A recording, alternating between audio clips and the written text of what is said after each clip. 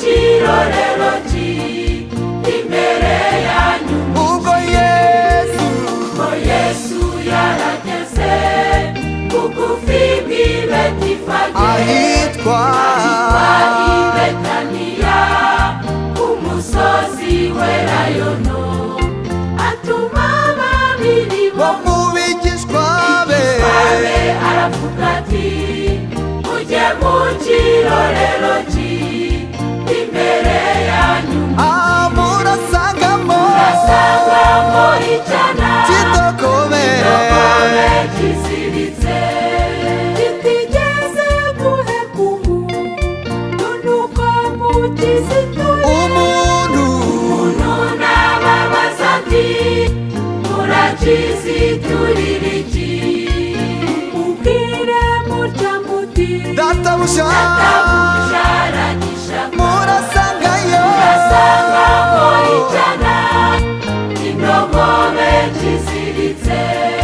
kitigeze guheka umuntu nuko mukizituye umuntu nababaza ati murakiziturira iki mumubwire muti databuja aragishaka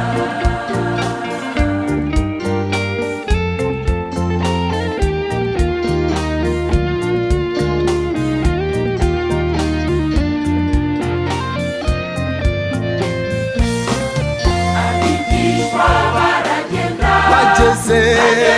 mu kirorero ko Yesu yababwiye abariko babibona baherako bazitura icyo cyana cy'indogobe hanyuma bakizanira umwami akigendera abigishwa be baragenda bageze mu kirorero ko Yesu yababwiye abariko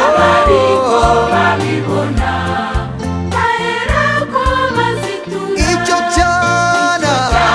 cy'indogobe hanyuma bakizanira umwami akigendera nuko abantu bahimbaza Imana ati hahirwa umwami uje mu izina ry'Uwiteka kandi baravuga bati amahoro abe mu ijuru ati kandi icyubahiro kibe ahasumba hose nuko abantu bose babibonye bahimbaza Imana ati hahirwa umwami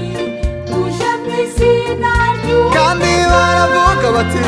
baravuga bati amahoro abe mu ijuru ati kandi icyubahiro kiba ahasumba hose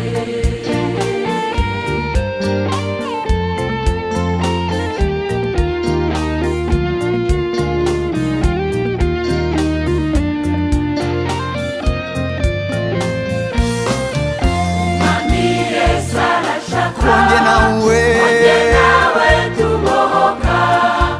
uko tukamukorera tukera imbuto tukera imbuto abakiri mu mwijima tukababera umucyo bagakizwa bagahabwa ubugingo umwami Yesu arashaka konge nawe tukamukorera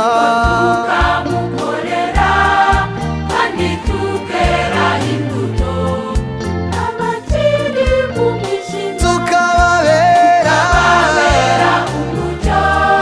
bagakizwa bagahabwa ubugingo buhoraho twemerere umwami Yesu adukoreshe ibyo ashaka ab'isi nibatubona nibatere tuzabone iminyago tuzashyikiriza Yesu amakamba meza atatse w'imitima oh twemerere umwami Yesu adukoreshe adukoreshe ibyo ashaka ab'isi nibatubona bibatere guhinduka kandi tuzaboneyo tuzabone iminyago tuzaha umwami tuzashyikiriza Yesu azatwambika amakamba meza meza